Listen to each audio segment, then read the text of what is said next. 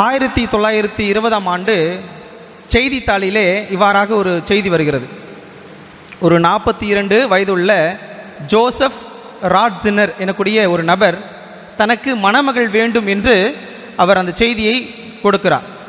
சிறிது காலம் கழித்து மரியா என்ற ஒரு பெண் மணமகன் வேண்டும் என்று செய்தியை கொடுக்கிறார். இவ்வாறு கொடுக்கும் பொழுது ஒரு காலகட்டத்தில் இருவரும் சந்திக்கிறார்கள். நல்ல மகிழ்ச்சியான அந்த வாழ்க்கை ஆரம்பிக்கிறது. இப்படி போகின்ற அந்த காலகட்டத்திலே முதிர்ந்த வயதிலே இவர்கள் திருமணம் செய்து கொண்டுவதை பலர் தவறாக புரிந்து கொண்டார்கள். தூசண வார்த்தைகள் பேசினார்கள், தவறான வார்த்தைகளை அவர்கள் திட்டியிருக்கிறார்கள். இப்படியாக பலவிதங்களிலே வெளிப்புறங்களிலிருந்து அவர்களுக்கு பலவிதமான போராட்டங்கள் நடுவிலே அவர்கள் ஆண்டவர் மீது முழு விசுவாசம் வைத்திருந்தார்கள், நம்பிக்கை வைத்திருந்தார்கள்.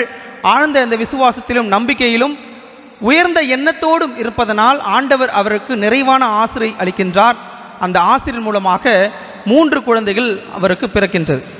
அதில் ஒரு குழந்தையை தான் உருவாக்க வேண்டும் என்று அந்த குழந்தையை உருவாக மாற்றுகிறார்கள். அவனும் உருவாக மாறுகிறார். காலப்போக்கிலே கடவுளுடைய ஆசீர்வாதத்தால் அவர் ஒரு பாப்பரசராக மாறுகிறார். அவர்தான் 16வது பெனடிக்ட். ஆம், எனக்கு நீ கிறிஸ்துவின் பிரியமானவர்களே, பல நேரங்களில் நமது எண்ணங்களை நாம் தாழ்மையாக வைத்துக் கொண்டிருக்கிறோம். அந்த எண்ணங்கள் நம்மை ஒரே அரைத்த மாவை அரைத்து கொள்கின்ற அந்த நிலையிலே இருக்கின்றது. அப்துல் கலாம் சொல்லுவார் மிக அழகாக, கனவு காணுங்கள் என்று சொல்லுகின்றார். பாரதியார் கூட மிக அழகாக, எண்ணிய முதல் வேண்டும், நல்லதையே எண்ணல் வேண்டும் சொல்லுகின்றார். அப்போ எண்ணங்களை நாம் சீர்தூக்கி பார்க்க வேண்டும்.